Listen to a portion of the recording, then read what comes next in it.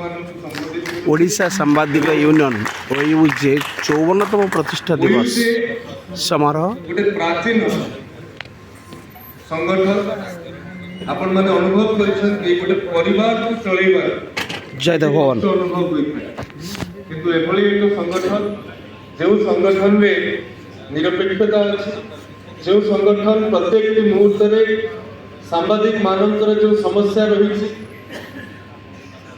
ताहाकू निर्भीक भाव में उपस्थापित करिवार क्षमता एवं दक्षता रखुଛୁ।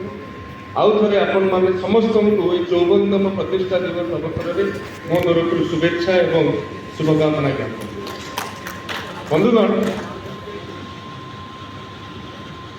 ओडिशा सांबादिकता ये जो दुईटी बिंदु को यदि आपण माने देखिबे कि अतीत को अवलोकन करेंगे तेरे मुक्ति संग्राम समय कथा कहतु कि भाषा आंदोलन समय कथा कहतु जो समय रे ओडिया एक भाषा नयर कथा चली से आज पर्यंत ये जाति ए माटी केबे भी ओडिया सांबादिक मानकर ऋण सुझी पार ना। उत्कल दीपिका ठू आरंभ कर उत्कल हितीशुणी ठू आरंभ कर आज खबर कागज मान पर्यंत जो समय रे समाज को जहाँ आवश्यक ही निर्भीकतार सहित प्रदर्शित करवेशित कर संदेह ना कौन संशय ना। तेणुक आज दिन में विगत दिन में सांबादिकतार जो शैली थिला जो वृत्ति थिला सांबादिकतार जो प्रणाली थिला आज दिन में ताहा परिवर्तित। आज दिन में आम टेक्नोलोजी बहुल व्यवहार कर आम भितर संशय सृष्टि होटा आगे आवश्यक खबर गुणात्मक मानटा अधिक आवश्यक कि खबर परिवेशन कर क्षिप्रता अधिक आवश्यक ये सब कथा आम भितर संशय सृष्टि कर मोर अनुरोध रुग उपयोगी हाँपाई जहाँ जहाँ आवश्यक ताहा ताहा हेउ किंतु मौलिकता नष्ट मौलिकतार अर्थ आम केवल जे कथार केवल उच्चारण में कहती सांबादिकता हूँ समाज गोटे दर्पण से दर्पणटा उपरे जदि मली रही से दर्पणटा उपरे धूली रही से दर्पण जदि खबर तत्व को खबर विश्वसनीयता को निजे आगे परीक्षण न कर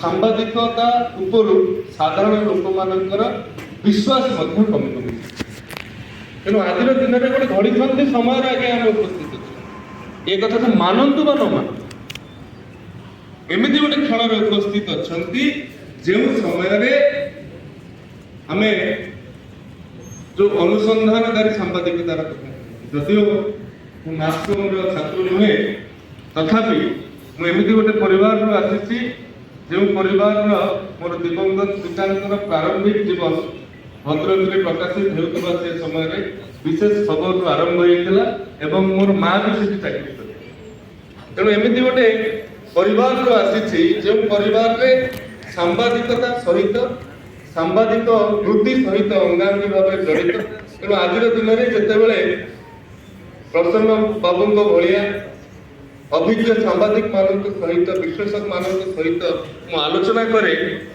एवं आज जो मैंने संबर्धित हेले युव सांबादिक माने सहित भी आलोचना करे कौटि ना कौटि अनुभव करे जे बोध हुए आपण मानक भली सांबादिक संघर सबुठ बड़ भूमिका रही ये प्राचीन शैली मौलिकता एवं आधुनिक जुग उपयोगी करिवार प्रणाली भितर समन्वय एवं एथि निमंते मु धन्यवाद देवी आज ओयूजेर सभापति जो प्रस्ताव रखिछथि मु भी मन मन भाबिथि से कथाटा उपस्थापन करी एवं आमर भी ओडिया भाषा साहित्य संस्कृति विभाग तरफ गोटे निर्देशालय अच्छी भाषा प्रतिष्ठान एवं भाषा प्रतिष्ठान सरकारी स्तर में जो भाव में ओडिया भाषार बहुल व्यवहार कर नियमित भाव में कर्मशाला विभिन्न ଅନ୍ୟ ବିଶେଷଜ୍ଞ ମାନଙ୍କୁ ଡାକିକି କାର୍ଯ୍ୟକ୍ରମ କରୁଛନ୍ତି।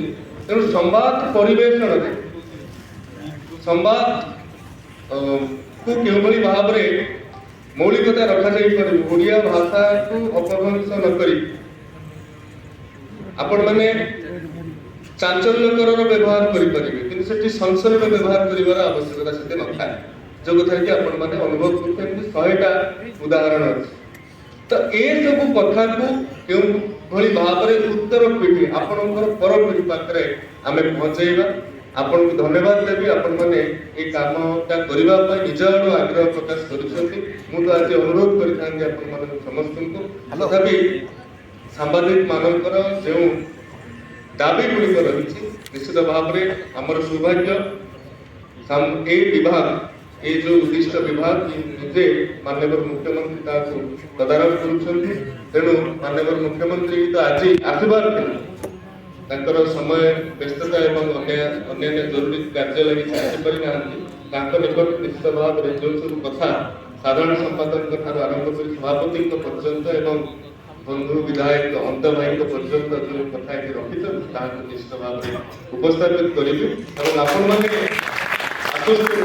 ସାମ୍ବାଦିକ ପରିବାରର ପିଲା ହିସାବରେ ଏ କଥାକୁ ମୁଁ ଶାଣିତ ଭାବରେ ତେବେ ଶେଷ କଥା କହିବି, ସାମ୍ବାଦିକତା କେବଳ ଗୋଟେ ବୃତ୍ତି ଭିତରେ ସୀମିତ ହୋଇକି ନ ରହୁ। ସାମ୍ବାଦିକତା ଆପଣମାନଙ୍କୁ ସାର୍ଥକତା ପ୍ରଦାନ କରେ।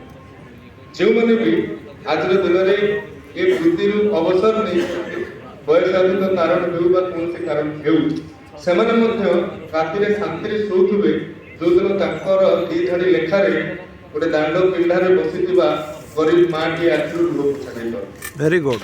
ସେମାନେ ନିଶ୍ଚିତ ଭାବରେ ଶାନ୍ତିରେ ସେଦିନ ରାତିରେ ଶୋଉଥିବେ ଯଦି ବ୍ଲକରୁ, ଥାନାରୁ, ତହସିଲରୁ ବାରମ୍ବାର ନିରାଶ ହେଇ ଫେରୁଥିବା ଗୋଟେ ଅସହାୟ ବ୍ୟକ୍ତିଟିଏ ତା ପ୍ରତି ଯେଉଁ ନ୍ୟାଯ୍ୟ ଅଧିକାର ଅଛି ତାହାକୁ ସେ ଯଦି ପ୍ରାପ୍ତ କରିପାରୁଛି, ତାହେଲେ ସେ ଶାନ୍ତିରେ ଶୋଇଥିବ। ଇଏ ଆଉ କୋଉ ବୃତ୍ତିରେ ନାହିଁ, ଇଏ ଆଉ କୌଣସି ବୃତ୍ତିରେ ନାହିଁ।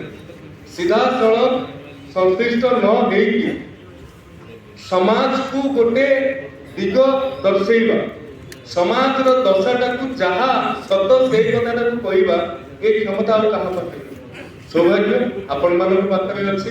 ଏବଂ ବିଶ୍ୱ ଇତିହାସରେ ଯଦି ଆପଣ ଦେଖିବେ, କୁହାଯାଏ ଯେ ସାମ୍ବାଦିକ ମାନଙ୍କ କୋଳରେ ଉଭୟ ସୃଷ୍ଟି ଏବଂ ବିନାଶ ପ୍ରତିପାଳିତ ହୋଇଥାଏ।